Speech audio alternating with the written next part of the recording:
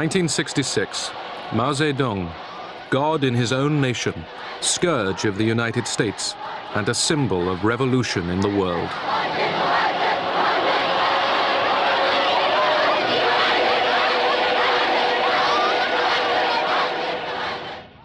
Six years later, Mao embraced the enemy. At the summit, face to face, two leaders who direct the destiny of 1 out of 3 persons on the earth. The gate to friendly contact, says Zhou Enlai, has finally been opened.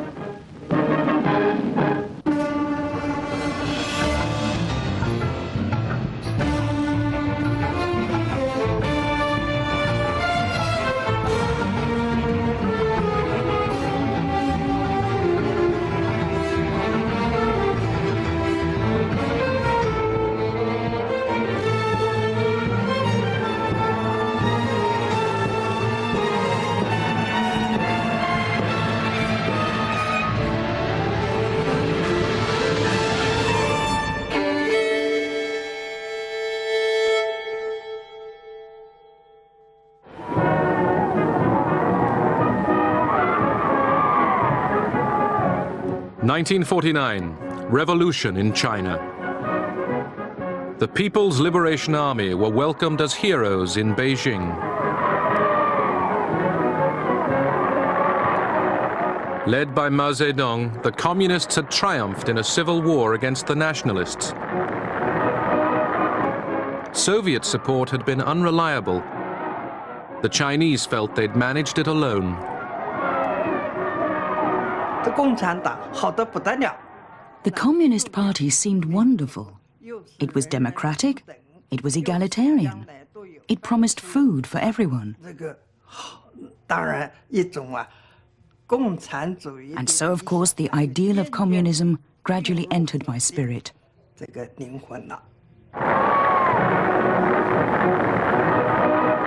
The Americans were devastated to lose China, their best friend in Asia. Oh, we felt that they had betrayed all of our high hopes and our expectations of them. We had become emotionally involved with them, and then they had done this to us. They'd gone off and become communists.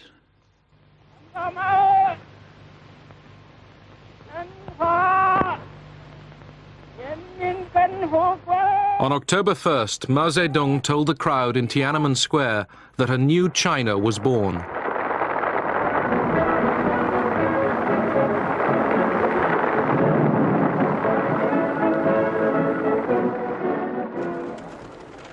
The country was in chaos, exhausted after years of war. Mao needed external help. One of Mao's first acts was to visit Moscow to get military protection and economic aid. He was met at the station by Foreign Minister Molotov and most of the Politburo.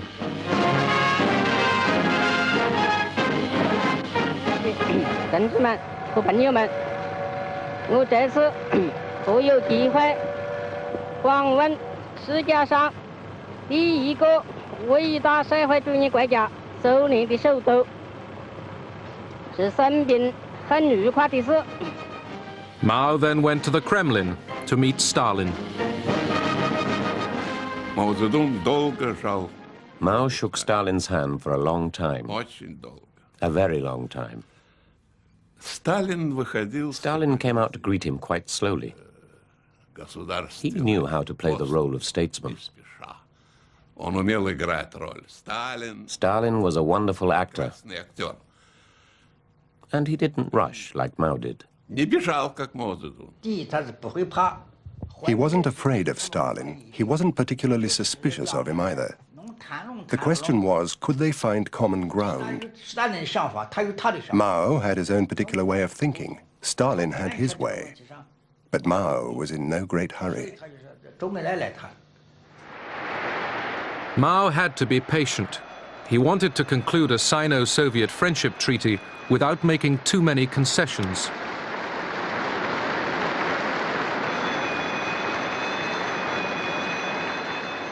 But Stalin, as wary of Mao as Mao was of him, was in no hurry either. Mao's visit dragged on for 2 months. He toured factories and was shown inspiring films about Russian leaders, such as Tsar Peter the Great. Сей счастливый день окончания войны господа Сенат даровал мне звание Отца Отечества. Суров я был с вами, дети мои, ибо не для себя был суров, но дорога мне была Россия.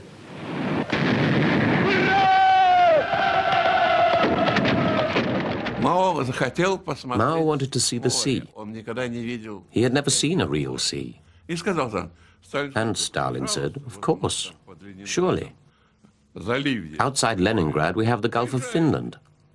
That's like a sea. Here's a train for you and a guide. Go, enjoy it. In February 1950, the Chinese and the Soviets signed a mutual defense treaty. The treaty also guaranteed aid for China. At that time, there was the attitude everywhere that Moscow and the Chinese communists were tightly linked, hand in hand. This was perceived by many to be part of a worldwide conspiracy, and hence was somewhat frightening. But to Mao, China always came first. Mao said a treaty can be signed for 10, 20 or 50 years. It doesn't matter. But it must not tie our hands. Mao gratefully accepted the help of Soviet experts in rebuilding Chinese industry.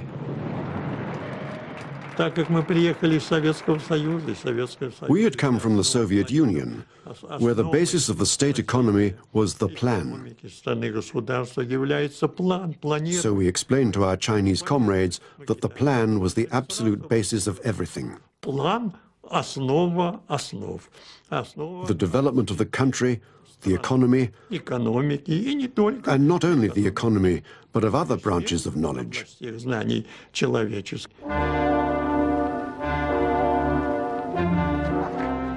China's rulers embarked on radical land reforms. Land was taken from private owners and handed to the peasants. The former landowners were denounced and humiliated.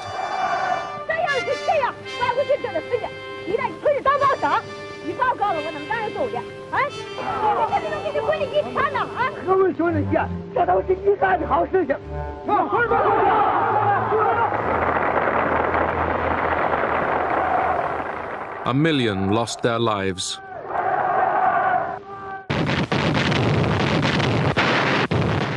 In June 1950, North Korea, with Soviet and Chinese backing, attacked South Korea.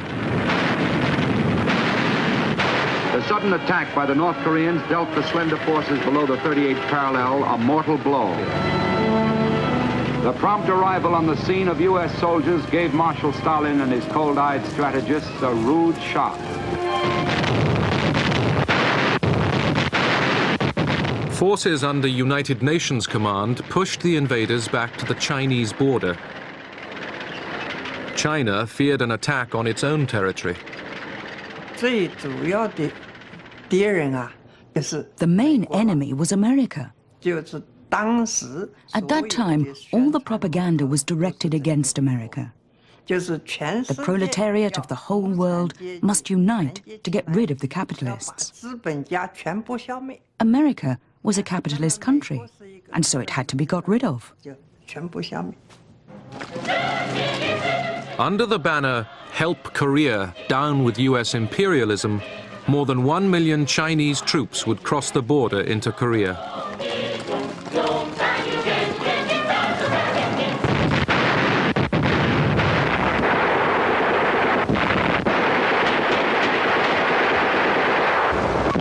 The Korean War lasted for 3 years and cost more than 500,000 Chinese lives.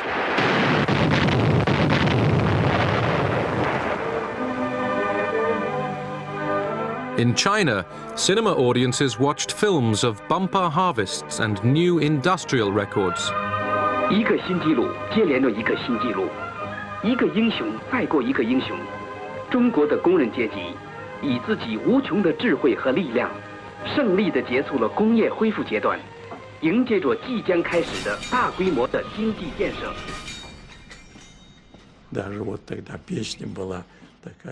There was a song we used to sing at the time.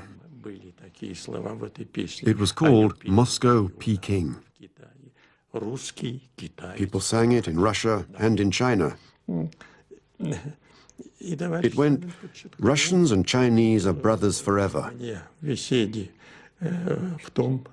Comrade Stalin stressed to me, you, Arkhipov, and your team should always remember that.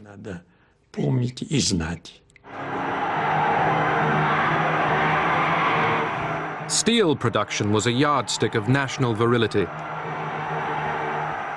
The success of the first three-year plan was celebrated. But although exhilarating, Soviet aid had to be paid for. We Chinese were very enthusiastic towards the Soviets. They were our older brother, our best friend. We expected them to give us a very warm welcome. The first time we went to the Soviet Union, they invited us to a big banquet. We ate very well. It was really good food. But what we hadn't expected was that this wasn't actually free of charge. They asked for more than 9,000 rubles for it. We were very shocked.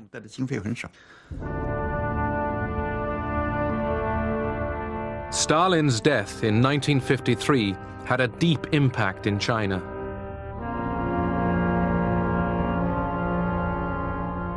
Despite Mao's misgivings, he had respected the Soviet leader's iron authority. After a power struggle in the Kremlin, Nikita Khrushchev emerged as the new Soviet leader. He and his Politburo visited China to maintain the alliance. The size and power of the communist bloc made the new American administration increasingly anxious. We can see that China is the basic cause of all of our troubles in Asia. If China had not gone communist, we would not have had a war in Korea. If China were not communist, there would be no war in Indochina. There would be no war in Malaya. Today, there are approximately 540 million people who can be counted on the side of the free nations. There are 800 million on the communist side. And there are 600 million others who must be counted as non-committed. America did everything to stop the spread of communism. To prevent China attacking the Chinese nationalist stronghold of Formosa or Taiwan, the United States financed a military buildup on the island. Generalissimo Chiang Kai-shek, along with his American advisors, reviews Free Chinese nationalist forces in an Independence Day parade. More than 500,000 soldiers, sailors, airmen, and Marines have as their ultimate aim and living goal the return to China's mainland. The nationalist government was determined to defend two small islands off the China coast, Quemoy and Matsu. From the point of view of the United States, these tiny little islands close to the mainland were of no significance as such. On the other hand, the Chinese nationalists looked on them as symbols as to what the United States would do in helping them. Furthermore, Chiang Kai-shek had put an enormous proportion of his army on these little islands. In September 1954, the communists shelled the island of Quemoy. 3 months later, Washington signed a mutual defense treaty with Taiwan. Almost immediately, the major units of the 7th Fleet are shifted to Formosa to augment the United States and nationalist patrols in the Strait and along the mainland. The action upholds the United States pledge to meet the common danger, communism. The American show of strength failed to stop the Chinese communist challenge. The Allied nations possessed together plenty of power in the area. The United States in particular has sea and air forces, now equipped with new and powerful weapons of precision. All-out war came closer. America made nuclear threats. Eisenhower never said he would use nuclear weapons, but he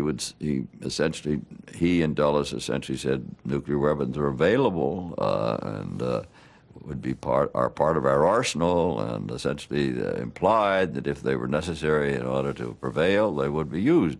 Regular target training keeps every pilot in combat readiness at all times. Mao's provocation and America's response concerned Khrushchev, whose nuclear bombs guaranteed China's security. Khrushchev told the Chinese that war with imperialism was no longer inevitable. At the 20th Soviet Party Congress in February 1956, in a secret session that was not filmed, Khrushchev denounced Stalin as a criminal. Mao took it as a threat to his own style of leadership. Mao's attitude was very clear.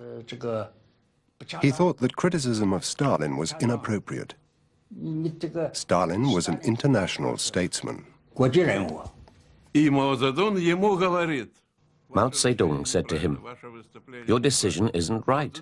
Your speech isn't right." Khrushchev begins his arguments. But Stalin is a member of the Communist Party of the Soviet Union. It's our right to deal with him as we see fit. It is the personality cult of Stalin. That's why we've taken our decision. Mao Zedong. It is true that he is a member of your party, but he is also leader of the world revolutionary movement. We are the followers of Stalin. How can you reduce the role of Stalin to being only a member of the Soviet Communist Party? Just like that.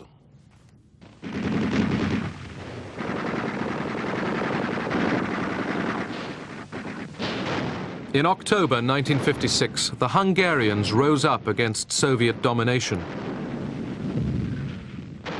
While Khrushchev hesitated, Mao urged a violent crackdown. For the 40th anniversary of the Soviet Revolution, Mao went to Moscow. He used the occasion to put himself forward as the new leader of world revolution.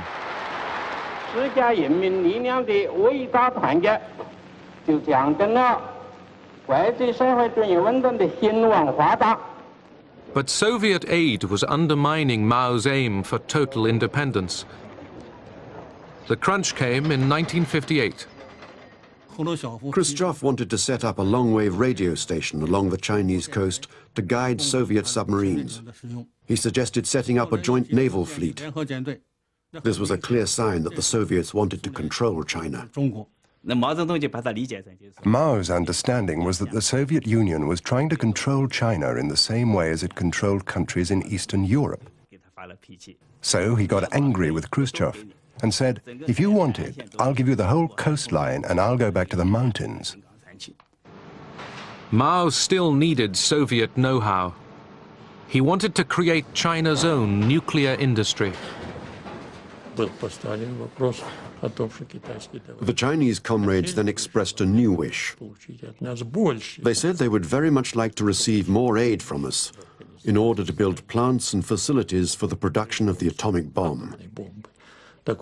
Such an agreement was signed. Mao said that the atomic bomb was a paper tiger. But he also knew that whether a country had the atomic bomb or not had a huge bearing on its position in the world and on its international influence. In 1958, Khrushchev visited China to renew Soviet support. But Mao's nuclear demands had already strained relations with the big brother. Mao Zedong said, "You are communists, and we are communists. Communists usually share. Will you give us the atomic bomb or not?" Khrushchev, "And what do you want the atomic bomb for?" We have the atomic bomb, and we will stand up for China just the same as we would for the Soviet Union. Yes, Mao said, it's true. But we are not just some tin-pot village. China is a great country, and we want to have it. Khrushchev, you don't need it, and so on. Mao then says, so you don't want to give it to us then? Despite the fact that we tried to slow down the help with nuclear weapons to China, we had already given them the blueprints and practically all the assistance necessary for making the atomic bomb.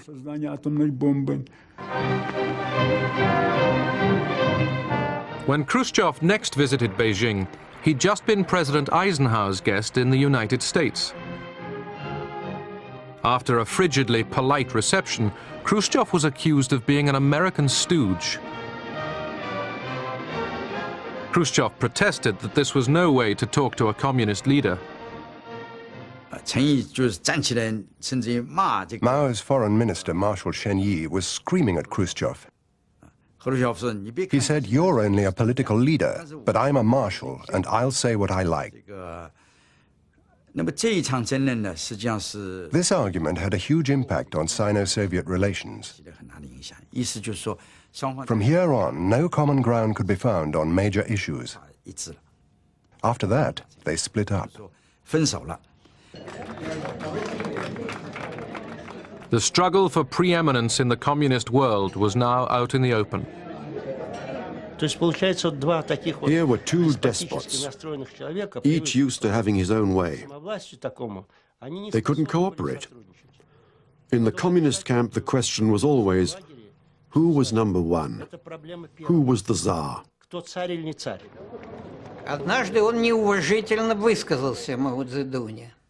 On one occasion, during the 1959 trip, Khrushchev spoke disrespectfully about Mao Zedong. He said that Mao was an old boot that ought to be thrown out.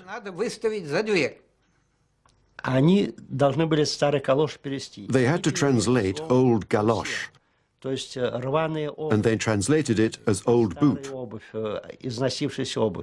But in Chinese, it means both old boot and prostitute. And when Kang Sheng heard those words, he took it that the great leader was being called an old whore.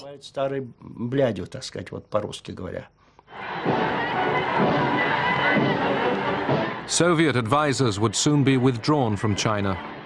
Rivalry between the communist powers was ideological as well as personal. Ideological squabbles could get quite comical. The Soviet side would say, we are the Marxists. And then the Chinese would say, no, we are the Marxists. The Soviets would say, we are red. And the Chinese would say, we are even redder. It could appear funny, but the damage was really serious. The party started issuing documents, editorials, attacking Soviet revisionism. So from then on, along with other slogans, we had to shout down with Soviet revisionism. Later on, was down with Khrushchev. In 1958, Mao had thought up a new policy, the Great Leap Forward, the grandiose plan to transform China into a rich world power. Land was taken over by the state. The family unit was to disappear. People were organized into huge communes. A utopian world of plenty would come from sheer force of will.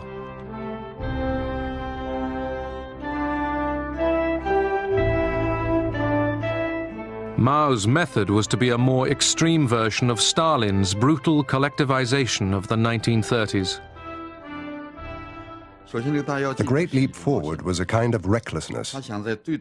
Mao wanted to change the face of China in the shortest time possible. The slogan was, struggle hard for 3 years, change the face of China, catch up with Britain, catch up with America. It was completely unrealistic. Because steel remained a key symbol of national vitality, the entire country reverted to pre-industrial backyard furnaces. People worked day and night to produce massive amounts of useless metal. The largest city in China is Shanghai. Once I arrived there at the height of the Great Leap Forward. I went up to the roof of a tall house, and from there I could see all of Shanghai was in flames. In every courtyard they were smelting steel. Crops were left to rot. Scientific knowledge and all common sense were ignored. No one dared to tell the truth for fear of arrest or worse. The lies of the Great Leap Forward were absolutely unbelievable. Anybody who did not speak in falsehoods was demoted or expelled from their jobs. From the time of the Great Leap Forward, all Chinese people learned to tell lies. The peasants' food was taken from them by force to make up bogus quotas. It was one of the worst man-made disasters in history.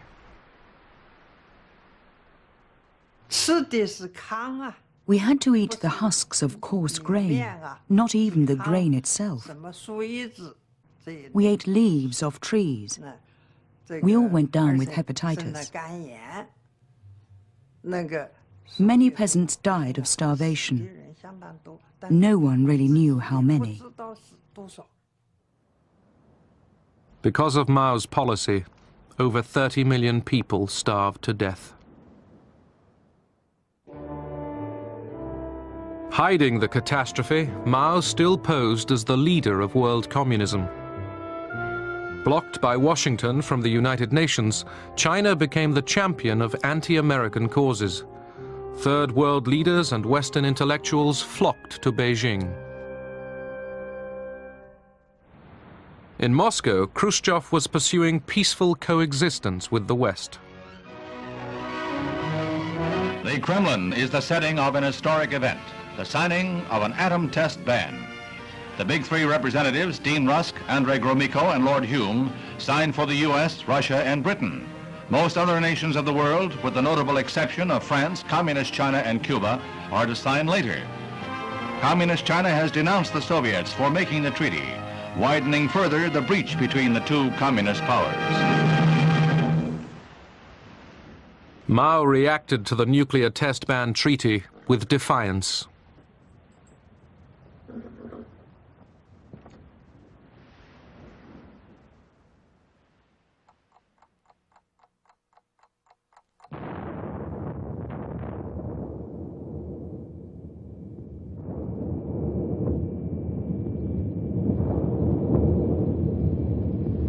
The Chinese Communist nuclear detonation is a reflection of policies which do not serve the cause of peace. But there is no reason to fear that it will lead to immediate dangers of war. The nations of the free world will recognize its limited significance and will persevere in their determination to preserve their independence.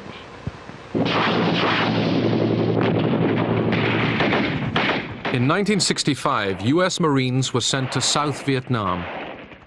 President Johnson was determined to prevent communist North Vietnam and its allies in the South gaining power.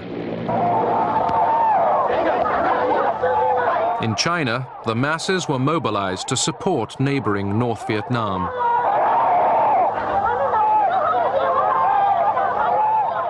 The rulers in Hanoi are urged on by Peking. This is a regime which has destroyed freedom in Tibet, which has attacked India, and has been condemned by the United Nations for aggression in Korea. It is a nation which is helping the forces of violence in almost every continent. The contest in Vietnam is part of a wider pattern of aggressive purposes.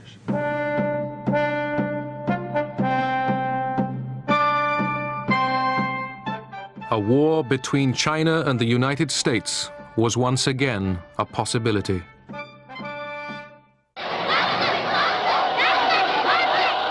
Haunted by the failure of the Great Leap Forward, Mao was fighting to maintain his domination of China.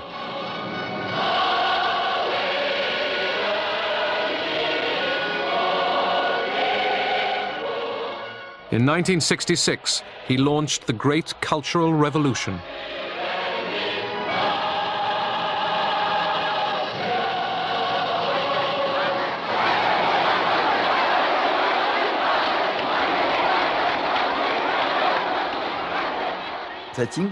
He failed to bring about an economic miracle, so in 1966 he wanted a political miracle. He not only wanted to get rid of his enemies, he wanted to do something that Stalin had been unable to do: destroy government bureaucracy.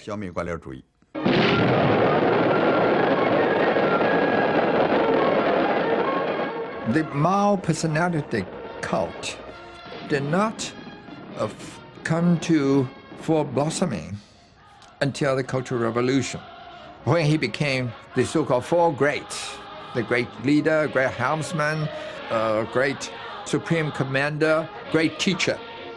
He has replaced Stalin, and Beijing has become the center of world revolution.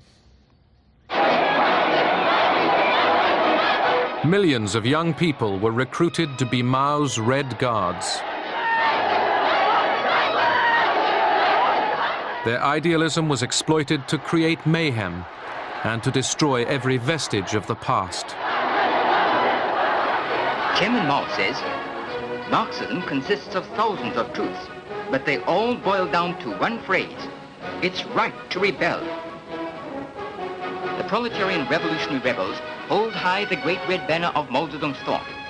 Through big character posters and great debates, they argue things out, expose, criticize, and repudiate thoroughly, and launch fierce attacks on all kinds of representatives of the bourgeoisie. The first action was to change the names of roads. The name of the road outside the Soviet embassy was changed to Anti-Revisionism Road. There were demonstrations outside the Soviet embassy. Most of the demonstrators were Red Guards.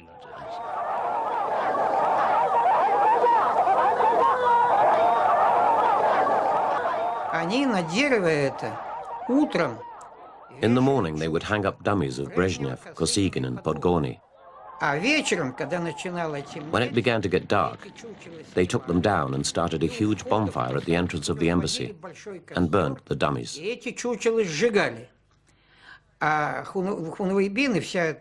The Red Guards and the young people gathered around the fire and danced and yelled anti-Soviet slogans.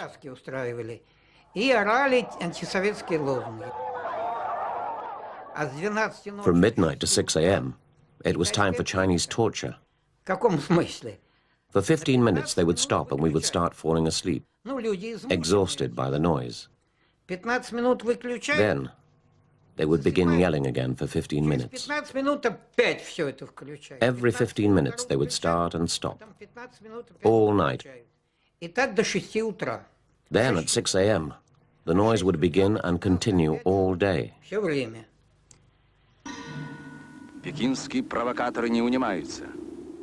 1969, tension along the vast Soviet-Chinese border increased. Границы Союза Советских Социалистических Республик священны и неприкосновенны. There were frequent clashes. The Ussuri River in Soviet East Asia was the scene of many of them. China's brave fishermen are full of heroism and bright wisdom. They're not afraid of heaven or earth. The filth of the Soviet revisionists causes them no fear.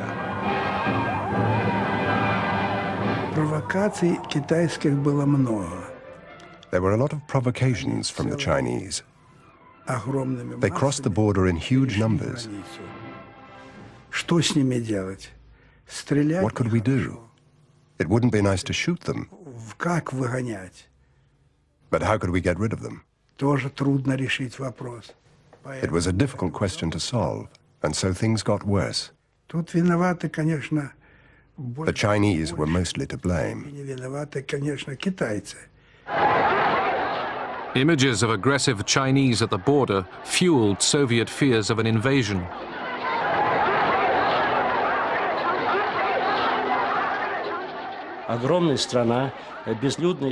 Siberia and the Far East was sparsely populated. So what if the Chinese millions began pouring in? Writers had warned before about the yellow peril, that the Chinese would come right through Russia and conquer Europe. The Soviet Union had a nuclear arsenal and 1 million troops along the border between the Soviet Union and China. North of Beijing were flat plains. And if the Soviet Union were to attack China, within a week they would be in Beijing with their tanks.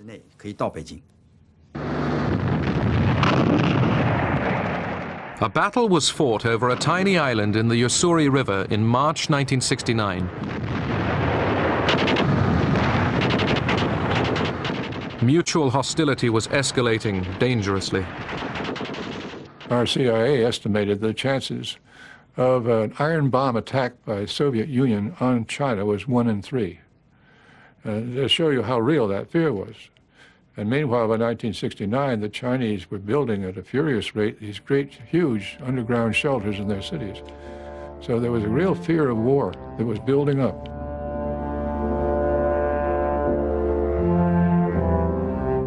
The vast network of shelters tunneled underground was meant to withstand nuclear attack.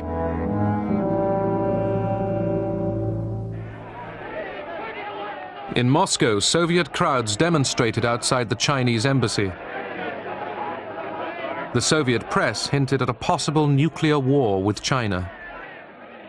I don't think anyone in Moscow had serious plans for a nuclear missile strike on China.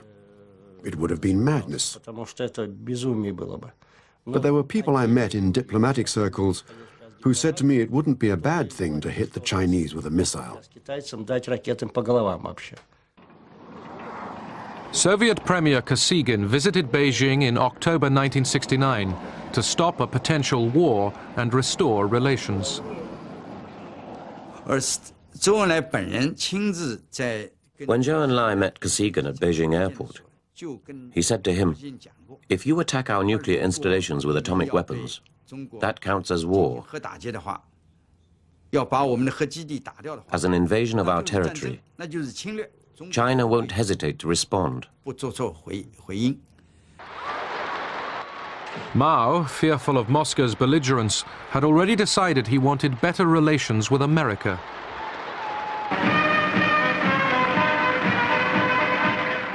America's new president, Richard Nixon, although a lifelong anti-communist, came to a similar conclusion. To limit Soviet power and end the Vietnam War, he wanted to draw closer to China. Dr. Henry Kissinger. With his new national security advisor, Henry Kissinger, Nixon developed a foreign policy which exploited the hostility between the communist giants. It began to dawn on us, after we'd been in office for a while, that there were genuine tensions between Russia and China, and that probably the Soviet Union was the cause of the tensions and not China, which was the opposite of the idea with which we entered. The first sign of a thaw from Beijing came during a table tennis match. In 1971, while playing in Japan, the American team was suddenly invited to China. I think it's a wonderful opportunity to go to China because not very many people get there, and I feel it's a great opportunity to play against the top players and be able to take some of this knowledge home, and I think it's also a step in our political relations with China. The team's home movies offered the first glimpse of China to most Americans for 20 years.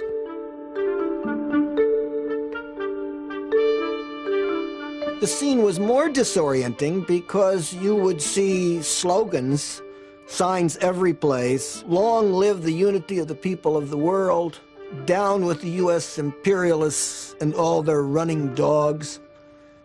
You would see these poster boards that would kind of take the place of newspapers. And there, you know, you'd see a picture of President Nixon, for instance, with a knife stuck into him, a little pygmy Nixon, and a Chinese giant, you know, taking care of him and so forth, you know. And so, meanwhile, you know, everybody's smiling and being nice to us and so on, right?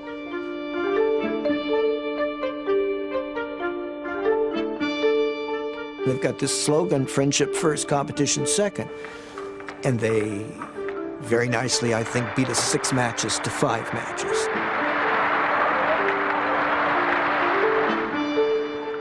Ping-pong diplomacy led to an even greater breakthrough. In July 1971, Henry Kissinger went on a tour of Asia. His most important mission was kept secret, a visit to Beijing to prepare the way for a rapprochement with China. As the plane was getting close to the Chinese border, we were all aware of the fact that no American official had been in China since 1949, 22 years. I decided I'd like to be first. And so while Kissinger was sitting in the back of the plane, I went to the front of the plane. So as the plane went over the Chinese border, I was the first American official into China in 22 years. Henry never forgave me for that, elbowed me aside and got off the plane first. I didn't put my foot down and say, now I've just made history and this will never be forgotten. I thought, whom am I going to meet and how am I going to bring it to a conclusion? Nixon was very secretive by nature. Kissinger was a maneuverer, an operator by nature. They both greatly enjoyed this kind of an operation. President Nixon, who was very decisive and very capable of making big decisions, was not, however, capable in overruling subordinates to their face. And therefore, he found it very, very painful. In fact, he found it, to all practical purposes, impossible to tell a bureaucracy, I disagree with you, and you will do it my way. He rather set up a back channel. Going through back doors and back channels and setting up some kind of a secret meeting that would make certain kinds of secret arrangements that were done behind the State Department's back, behind the back of everybody. And then be able to surprise the world with this announcement. That was great theater.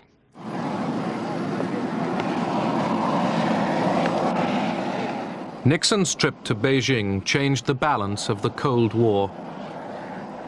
His Chinese triumph also stole the headlines from the increasingly grim events in Vietnam.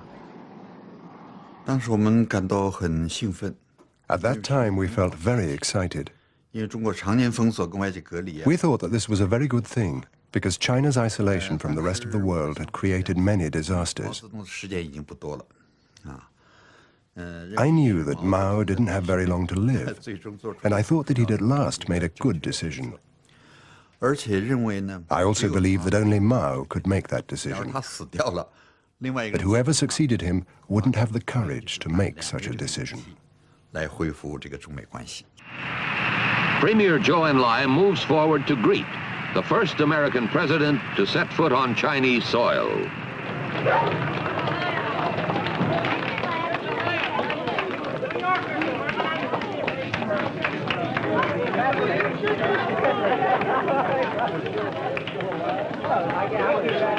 East meets West as a handshake bridges 16,000 miles and 22 years of hostility. There are no welcoming speeches, no formal ceremonies, just a receiving line made up of Communist Party officials and a military band playing the Star-Spangled Banner. Nixon, the lifelong anti-communist, quoted Mao's own words. So many deeds cry out to be done, and always urgently. The world rolls on. Time passes. 10,000 years are too long. Seize the day. Seize the hour. This is the hour. This is the day. Peking newspapers, which had played down the Nixon visit, now give it front-page coverage. Dealers sell out as readers follow day by day the president's activities. Today, the president walks among priceless treasures from China's golden age. Among them, a pair of ear stoppers used by the emperor to keep from hearing criticism. Give me a pair as a gift. I didn't put my foot down and say, now I've just made history. On the way back from Beijing, I knew we had made history.